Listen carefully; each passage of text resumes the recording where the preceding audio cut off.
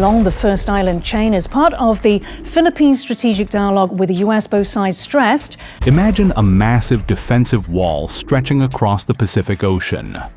A chain of islands designed to contain one rising superpower and protect another: Japan, Taiwan, the Philippines.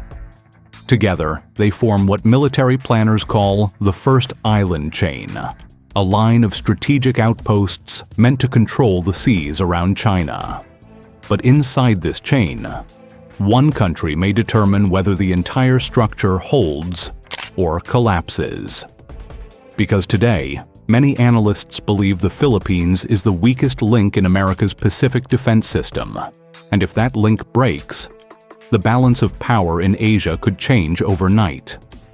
For decades, the United States has relied on alliances across the Pacific to project power and deter rivals.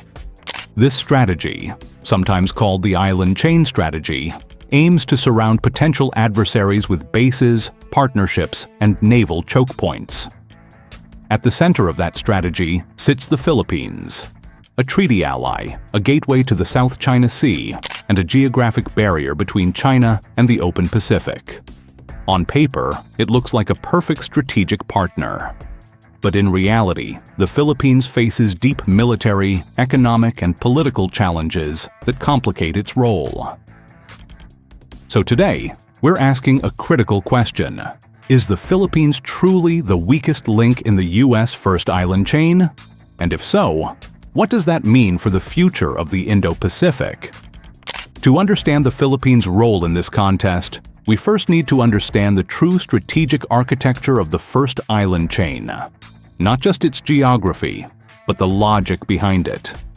This chain stretches from Japan in the north, through Taiwan, down to the Philippines, and onward toward the maritime crossroads of Southeast Asia. But this arc is more than a line of islands. It is a maritime operating system. Each segment of the chain shapes how military forces can move, hide, communicate, and project power across the region. For the United States, the idea is straightforward in theory, but complex in execution. Control the islands, and you shape the battle space. These islands function like fixed nodes in a larger defense network, places where the U.S. and its partners can position radar, missiles, aircraft, fuel, and logistics. From these positions, they can track submarine movements across choke points that connect the South China Sea to the Pacific, detect ballistic missile launches earlier due to better sensor placement, establish overlapping air defense bubbles that make it harder for rival militaries to operate freely, preposition forces that can quickly disperse in a crisis following new distributed operations doctrine. For China, however, this chain functions as a maritime cage. It restricts the free movement of its navy, particularly its growing submarine fleet, which needs deep water east of the Philippines and Taiwan to safely hide and operate. The waters inside the first island chain are relatively shallow, which makes Chinese submarine movements more detectable to U.S. surveillance systems stationed along the arc. This is why Chinese strategists often describe the chain as a form of encirclement that undermines Beijing's ability to operate like a true blue water navy. As a result, breaking through the chain, especially through the gaps near Taiwan and the northern Philippines, becomes a core priority for Beijing. The openings between these islands serve as China's few access points to the wider Pacific, and these passages are central to its long-term naval ambitions. The People's Liberation Army Navy plan cannot fully project power into the open ocean without reliably crossing these maritime corridors. This is why geography matters so profoundly. Because between Taiwan and the Philippines lies the Bashi Channel, one of the most strategically sensitive waterways on Earth. The Bashi Channel isn't just a narrow sea passage, it's a pressure valve for great power competition. Naval forces, intelligence aircraft, and submarines move through this corridor regularly. Any nation that can monitor and control the Bashi Channel gains a decisive advantage in tracking submarine deployments heading into the Pacific, detecting aircraft transits between East Asia and the Philippine Sea, regulating commercial and military shipping between Northeast and Southeast Asia, preventing surprise maritime breakthroughs during a crisis. China's long-range missiles, aircraft, and naval patrols increasingly operate near this corridor for a reason. If Beijing could secure uninterrupted access through Bashi and the nearby Luzon Strait, it would fundamentally shift the balance of power in the region. For the US and its allies, the Bashi Channel serves a different purpose. It's the early warning gateway, the place where sensors, aircraft, and naval platforms can detect Chinese movements long before they reach the open Pacific. Whoever controls this channel holds the strategic initiative. But what makes the Philippines uniquely important and uniquely vulnerable is the fact that it sits directly at the southern mouth of this channel. Luzon, the country's main northern island, doesn't just overlook these waters, it anchors them. The Philippines' position determines whether the first island chain remains a solid barrier or develops a fracture point that adversaries can exploit. This geographic reality is why the Philippines is suddenly one of the most courted, pressured, and scrutinized nations in the Indo-Pacific. It doesn't matter that Manila isn't a superpower. What matters is that its territory forms the keystone in a structure that could determine the outcome of any future conflict in East Asia. And that is precisely why the first island chain, and the Philippines' place within it, has become the focal point of 21st century strategy. Recent reporting shows this waterway has become central to US plans to block Chinese naval movement into the Pacific. If China wants to move its fleet into the open ocean, it must pass through waters near the Philippines. Which means the Philippines isn't just part of the chain, it's a gatekeeper. Geography alone makes the Philippines incredibly important. The country sits at the crossroads of the South China Sea, Taiwan Strait, and Western Pacific. From its islands, forces can monitor shipping routes, deploy missiles, and track naval activity across the region. In recent years, the United States has dramatically expanded military cooperation with Manila. Under the Enhanced Defense Cooperation Agreement, or EDCA, Washington now has access to multiple Philippine bases, including sites facing Taiwan and the South China Sea. These bases allow U.S. forces to disperse across the archipelago, making them harder to target and easier to deploy quickly. Military planners see the Philippines as a forward platform, a place to launch surveillance, missile systems, and rapid response operations. Some analysts even describe the Philippines as forming part of two strategic firewalls, protecting U.S. interests across the Pacific. And it doesn't stop there.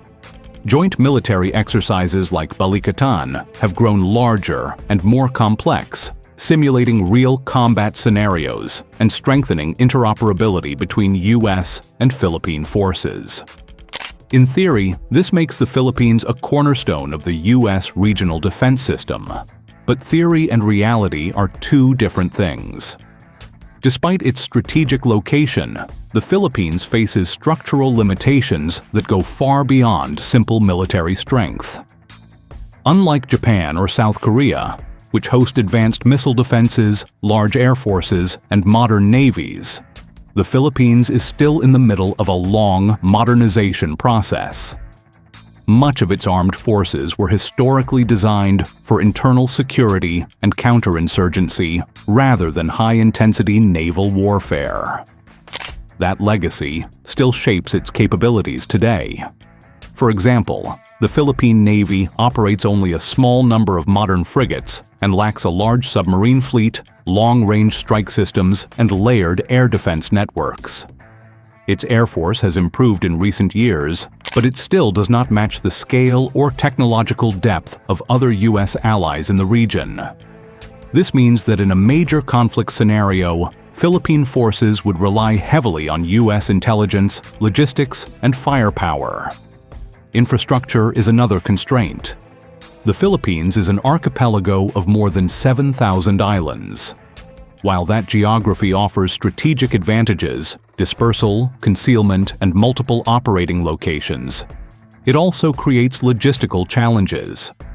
Moving troops, fuel, ammunition, and equipment across islands during a crisis would be complex and vulnerable to disruption. Ports and airfields in remote areas may not yet be hardened against missile strikes or capable of sustaining large-scale operations for extended periods. Then there's the issue of defense industrial capacity. Countries like Japan and South Korea have strong domestic defense industries that can produce ships, missiles, aircraft components, and electronics.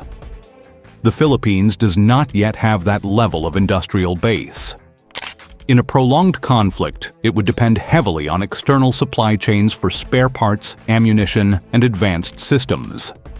That dependency could become a major vulnerability if sea lanes are contested or if regional conflict disrupts global logistics. Command and control integration is also still evolving. While joint exercises with the United States have increased, integrating communication systems, targeting networks, and real-time battlefield coordination takes years of consistent investment. Achieving seamless interoperability with U.S. forces, especially in complex maritime and air operations, remains a work in progress. Until those systems are fully synchronized, rapid response in a crisis could face delays or coordination challenges. There is also the question of geography as both strength and weakness. Many of the new U.S.-accessible bases in the Philippines are close to potential flashpoints such as Taiwan and the South China Sea. This proximity makes them strategically valuable for surveillance and rapid deployment, but it also places them within range of long-range missiles. In a high-intensity conflict, these sites could become early targets, forcing planners to rely on dispersal, mobility, and redundancy rather than heavily fortified installations. Economic resilience plays a major role in shaping the Philippines' defense posture. Maintaining high military readiness requires sustained funding, but the country must balance defense spending with domestic priorities such as infrastructure, disaster response, and economic development. Unlike wealthier U.S. allies, it cannot rapidly increase its military budget without significant trade-offs. This financial constraint influences procurement choices, limits training expansion, and slows modernization. At the same time, the Philippines faces constant gray zone pressure in its surrounding waters.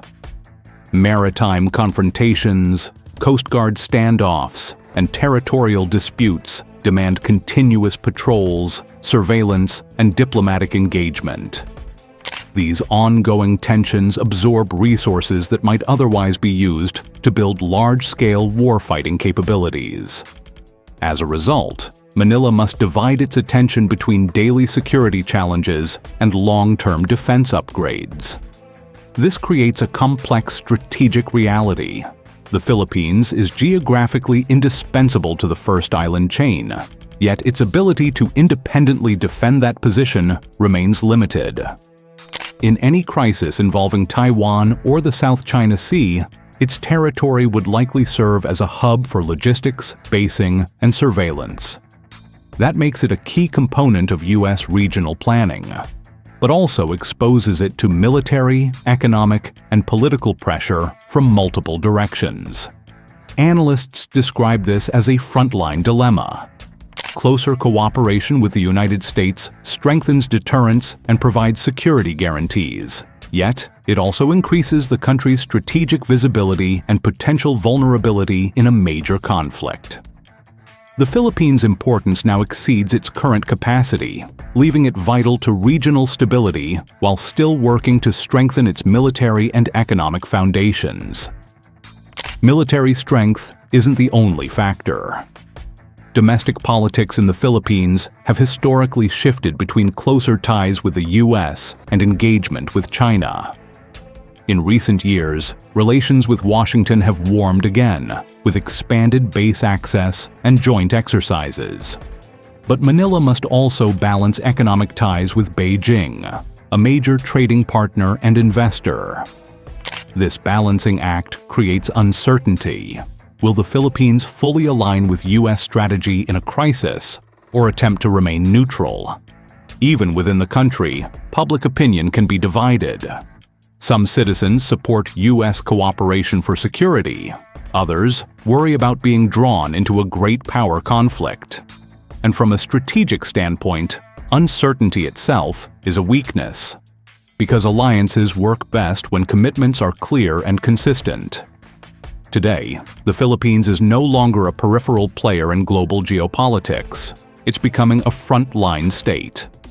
Chinese maritime activity in the South China Sea has increased, including swarming tactics and territorial disputes within Philippine waters. At the same time, the U.S. is deploying new missile systems, conducting larger exercises, and strengthening alliances across the region. The Bashi Channel, near the northern Philippines, is now seen as a potential choke point in any Taiwan conflict scenario.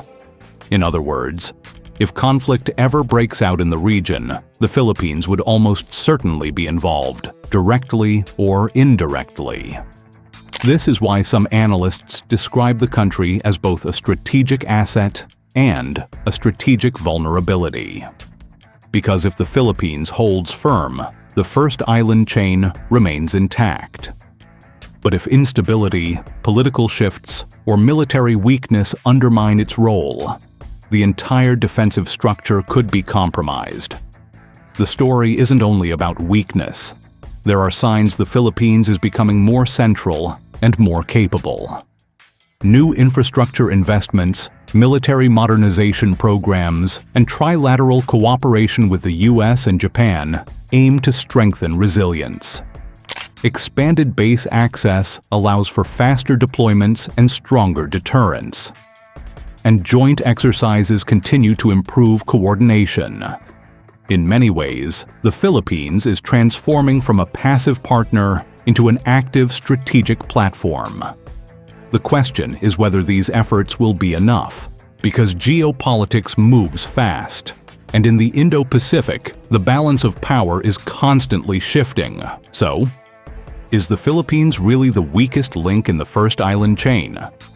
The answer is complicated. Geographically, it's indispensable. Strategically, it's central. But militarily and economically, it faces real challenges. In the coming years, the Philippines may determine whether the first island chain remains a barrier or becomes a gap. Because in modern geopolitics, strength isn't just about weapons or geography. It's about alliances, stability, and resilience. And right now, the Philippines sits at the intersection of all three. A nation balancing between superpowers, standing at the front line of a new era in global competition. What happens there may shape the future of the Pacific. If you found this analysis helpful, subscribe for more deep-dive geopolitical breakdowns on global power, military strategy, and international security. Drop a comment below. Do you think the Philippines is truly the weakest link or the most important one? And as always, thanks for watching.